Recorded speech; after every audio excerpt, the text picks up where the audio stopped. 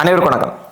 நாம் தமிழர் கட்சியின் தலைமை ஒருங்கிணைப்பாளர் அண்ணன் சீமான் அவர்களுக்கு எதிராக விஜயலட்சுமி அவர்கள் கொடுத்த வழக்கை விசாரிக்க கூடாது என்று சொல்லி இடைக்கால தடை விதித்திருக்கிறது உச்சநீதிமன்றம்.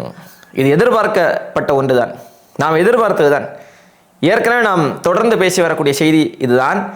இந்த வழக்கு என்பது மறுபடியும் தோண்டி எடுக்கப்படுவதற்கான காரணம் என்னவென்றால், அண்ணன் சீமான் அவர்களுடைய அரசியலை எதிர்கொள்ள முடியலை, அவர் வைக்கக்கூடிய கருத்தியலை, கோட்பாடுகளை, அவருடைய தத்துவங்களை எதிர்கொள்ள முடியலை.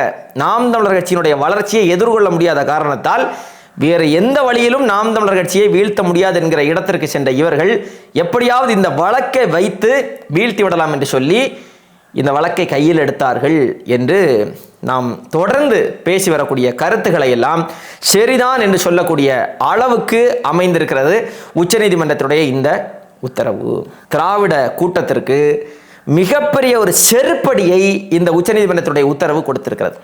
இன்னைக்கு காலையில் கூட அண்ணன் சீமான் அவர்களுக்கு எதிராக ஆபாசமாக அவதூறு சுவரொட்டிகளை சென்னை முழுக்க பல்வேறு பகுதிகளிலும் இந்த திராவிட கூட்டம் ஒட்டியது.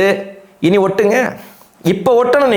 நீங்கள் சரியான மானம் உள்ளவர்களாக இருந்தால் அந்த சுவரொட்டிய பொய்களை, அவதூறுகளை பரப்பிய நீங்கள் உண்மையை பரப்ப வேண்டும். நாங்கள் தவறாக சுவரொட்டி ஒட்டிவிட்டோம், உச்சநீதிமன்றமே அந்த விசாரணைக்கு இடைக்கால தடை விதித்து விட்டது, அதனால் நாங்கள் வருந்துகிறோம் என்று சொல்லி நீ பொது மன்னிப்பு கேட்கணும். இல்லை என்றால் நாம் தமிழர் கட்சியின் சார்பாக சட்ட ரீதியான நடவடிக்கைகளை நாங்கள் எடுப்போம். சும்மா போகிற போக்கில் என்ன வேணாலும் ஒட்டிட்டு போக முடியாது இல்லையா? போகிற போக்கில் என்ன வேணாலும் பேசிட்டு போயிட முடியாது இல்லையா? கம்யூனிஸ்ட் கட்சியுடைய தலைவர் பேசுகிறாரு, பாலியல் குற்றவாளி சீமான் என்று சொல்லி. இப்போ என்ன சொல்கிறீங்க ஐயா? இப்போ பேசுங்க, இப்போ வந்து பேசுங்க. நீங்கள் பாலியல் குற்றவாளி சீமான் என்று சொல்லி தீர்ப்பு வருவதற்கு முன்பு நீங்கள் எப்படி, நீங்கள் என்ன நீதிபதியா? உச்சநீதிமன்ற நீதிபதியா நீங்கள்? அதே போல் ஜோதிமணி அவர்கள், நீங்கள் உச்சநீதிமன்றத்தின் நீதிபதியா? காங்கிரஸ் கட்சியினுடைய எம்பி சுதா அவர்கள், நீங்கள் எல்லாம் உச்சநீதிமன்றத்தினுடைய நீதி அரசர்களா? வழக்கு விசாரணையில் இருக்கிற போதே பாலியல் குற்றவாளி என்று சொல்லி போகிற போக்கில் பேசிட்டு இருக்கிறீங்க. யார் உங்களுக்கு அந்த அதிகாரத்தை தந்தது? அந்த உரிமையை யார் உங்களுக்கு தந்தது? யார் தந்தது? இப்போ பேசுங்க. உச்சநீதிமன்றத்துடைய உத்தரவை பற்றி நீங்கள் பேச வேண்டும். சும்மா போகிற போக்கில் என்ன வேணாலும் பேசிட்டு போயிடலாம் அப்படின்னா, இதை தமிழ்நாட்டின் முதலமைச்சர் திமுகவினுடைய தலைவர் ஸ்டாலின் அவர்களை பற்றி இப்படியெல்லாம் பேச முடியுமா? அவதூறுகளை. இல்லை வேறு ஏதாவது ஒரு கட்சியினுடைய தலைவரை பற்றி உங்களால் பேச முடியுமா? அப்போ நாம் தமிழர் கட்சினா இவங்க பேசலாம், இவங்க என்ன வேணாலும் இவங்களை பேசலாம், எதுவுமே செய்ய மாட்டார்கள், அதுதானே? அத்தனை பேர் மீதும் சட்ட ரீதியான நடவடிக்கைகளை நாம் தமிழர் கட்சி தொடரும். இது யாரெல்லாம் இந்த அரசியல் கட்சியினுடைய தலைவர்கள் பொய்யை பரப்புகிறார்களோ, இந்த வழக்கு குறித்து ஆபாசமான கொச்சையான விமர்சனங்களை வைத்து அவதூறுகளை, உண்மைக்கு புறம்பான அவதூறுகளை பரப்புகிறார்களோ, அவர்கள் எல்லோர் மீதும் நாம் தமிழர் கட்சியின் சார்பாக நடவடிக்கைகள் எடுக்கப்படும். ஏன் நாம் தமிழர் கட்சியை பேசிவிட்டீர்கள் என்கிற காரணத்திற்காகவா? இல்லை, இனி ஒருவரை நீங்கள் இப்படி பேசக்கூடாது. வாய் இருக்குன்னு என்ன வேணாலும் பேசக்கூடாது இல்லையா? எத்தனை ஆண்டு காலம் இந்த வழக்கை வைத்து, எத்தனை ஆண்டு காலம், இப்போ இல்லை பல காலமாக இதைத்தான் சொல்லிட்டு வர்றாங்க. பல காலமாக ஏற்கனவே பல முறை புகார் திரும்ப பெறப்பட்டதுங்க. அந்த வழக்கை திரும்ப நோண்டி எடுத்து இப்போ உச்சநீதிமன்றத்தில் போய் செருப்படி வாங்கியிருக்கிறார்கள். திராவிடத்தின் கடைசி நம்பிக்கையும் வீழ்ந்து போயிருக்கிறது. அவ்வளோதான். இனி யாரை கூட்டிகிட்டு வர போகிறீங்க? இனி என்ன செய்ய போகிறீங்க? கருத்தியல் ரீதியாக எதிர்கொள்ளுங்க. நேருக்கு நேராக நாங்கள் வைக்கக்கூடிய அரசியலை எதிர்கொள்ளுங்கள். நீங்கள் என்ன பண்ணுறீங்க? அண்ணன் சீமான் அவர்களுக்கு எதிராக ஆபாசமாக சுவரொட்டி ஓட்டிட்டு இருக்கிறீங்க. அண்ணன் சீமான் அவர்கள் என்ன செய்கிறாரு? தொடர்ந்து மக்களுக்காக களத்தில் நின்று போராடி கொண்டிருக்கிறார். நேற்றைய தினம் கூட தென்காசியிலே நாம் தமிழர் கட்சியின் சார்பாக கனிம வள கடத்தலை கண்டித்து போராட்டத்தை நடத்தினார். இந்த கம்யூனிஸ்டுகள் என்றைக்காவது ஒரு நாள் போராடினீர்களா நீங்கள்? அண்ணன் சீமான் அவர்களுக்கு எதிராக அறிக்கை வெளியிடுறீங்க இல்லையா? உங்களுடைய கம்யூனிஸ்ட் ஆட்சி தான் நடக்கிறது கேரளாவில். இங்கிருந்த மலைகள் எல்லாம் உடைத்து நொறுக்கப்பட்ட அங்கே சட்டவிரோதமாக கடத்தப்படுகிறதா இல்லையா? அங்கிருந்து கோழி கழிவுகள், மருத்துவ கழிவுகள் எல்லாம் அங்கிருந்து இங்கே கொண்டு வந்து கொட்டப்படுகிறதா இல்லையா? இதை எதிர்த்து ஒரே ஒரு நாள் இந்த கம்யூனிஸ்டுகள் பேசியதுண்டா? இந்த திமுகவினர் பேசியதுண்டா? இந்த காங்கிரஸ் கட்சியினர் பேசியதுண்டா? ஆனால் சீமான் அவர்களுக்கு எதிராக பொங்கிட்டு வந்தீங்களே, இவர்களில் எவராவது இந்த மண்ணினுடைய பிரச்சனை குறித்து பேசியதுண்டா? பேசியதில்லை. ஏன் அண்ணன் சீமான் அவர்களுக்கு எதிராக பேசுகிறீர்கள் என்றால், அவர் இந்த பிரச்சனைகளை பற்றி பேசுகிறார். அவர் பேசுகிற காரணத்தால் நீங்கள் எல்லாம் அம்பலப்படுகிறீர்கள். சமாளிக்க முடியல, அவரை அரசியல் ரீதியாக எதிர்கொள்ள முடியல. உடனே அவதூறு.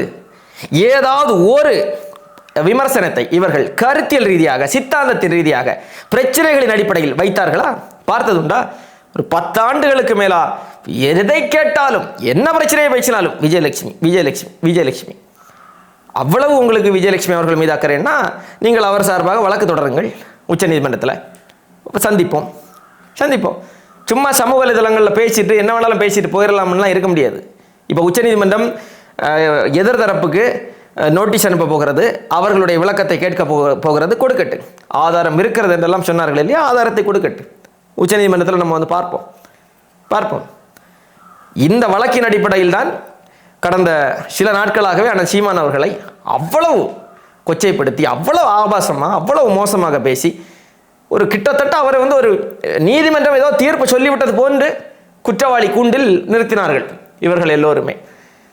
அந்த வழக்கில் தான் இப்போது உச்சநீதிமன்றம் இந்த உத்தரவை பிறப்பித்திருக்கிறது. இப்போ என்ன செய்ய போறீங்க? திராவிடம் எங்க வந்து நிற்கிது பார்த்தீங்களா? திராவிடத்தின் கடைசி நம்பிக்கை என்னன்னு பார்த்தீங்களா? இவ்வளவுதான் திராவிடம்.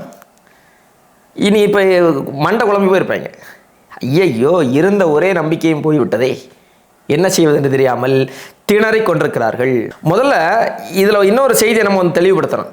ஏதோ விஜயலட்சுமி தொடர்ந்த வழக்கு, அந்த வழக்கில் விசாரணை என்று இவங்க சொல்றாங்க இல்லையா, அந்த வழக்கை ரத்து செய்ய வேண்டும் என்று சொல்லி ஆனால் சீமான் அவர்கள் உயர்நீதிமன்றத்தில் மனு தாக்கல் செய்கிறாங்க. உயர்நீதிமன்றம் என்ன சொல்கிறது?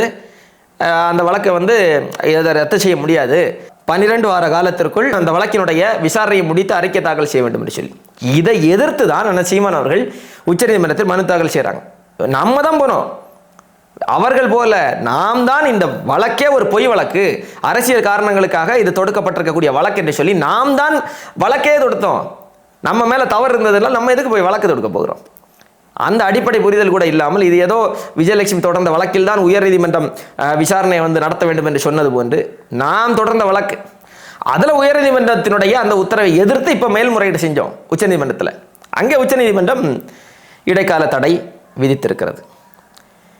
மொத்தமாக திராவிட கூடாரம் இன்றைக்கு கதறிக்கொண்டிருக்கிறது. என்ன செய்வதென்று தெரியாமல் கதறிக்கொண்டிருக்கிறது.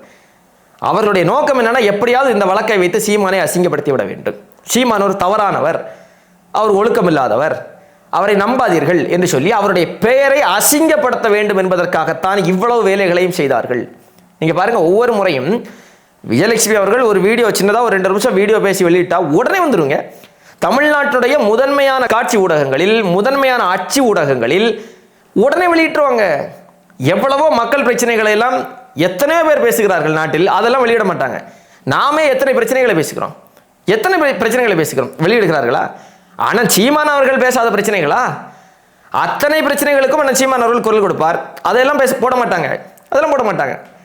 அவங்க வீடியோ வெளியிட்டா உடனே அதை எடுத்து போடுறது. அப்ப எல்லோரும் சேர்ந்து திட்டமிட்டு ஒரு கட்டமைப்பை இங்கே கட்ட வேண்டும் என நினைத்தார்கள். அந்த கட்டமைப்பு முழுமையாக உடைந்து நொறுங்கி போயிருக்கிறது உச்சநீதிமன்றத்துடைய இந்த உத்தரவை தொடர்ந்து. ஒட்டுமொத்தத்தில் திராவிட கூட்டத்திற்கு செருப்படியை உச்சநீதிமன்றம் கொடுத்திருக்கிறது. இனிமேலாவது கொஞ்சம் திருந்துங்க, கொஞ்சம் நாகரிகமாக இருங்கள். பொய்களை பரப்பி, அவதூறை பரப்பி ஒருவரை வீழ்த்தி விடலாம் என்றால் பொய் வேகமாக பரவும். அதில் ஒன்றும் மாற்று கருத்து இல்லை. பொய் வேகமாக பரவும், ஆனால் அது நீடிக்காது, நிலைக்காது. உண்மை வெளியே வருகிற போது உங்களுடைய பொய்களும் அவதூறுகளும், நீங்கள் கட்டமைத்து வைக்க நினைத்த போலியான பிம்பங்களும் அத்தனையும் உடைந்து நொறுங்கி சுக்குநூறாக போகும் என்பதற்கு உச்சநீதிமன்றத்துடைய இந்த உத்தரவு மிகச் சிறப்பான ஒரு சான்று. உச்சநீதிமன்றத்துடைய இந்த உத்தரவை வழங்கியிருக்கக்கூடிய மாண்புமிகு நீதியரசர் அவர்களுக்கு நம்முடைய மனம் நிறைந்த வாழ்த்துக்களை தெரிவித்துக் கொள்கிறோம். அதே போன்று உச்சநீதிமன்றத்துடைய இந்த உத்தரவால் செருப்படி வாங்கியிருக்கக்கூடிய திராவிட கும்பல்களுக்கு நம்முடைய அனுதாபங்களையும் தெரிவித்துக் கொள்கிறோம்.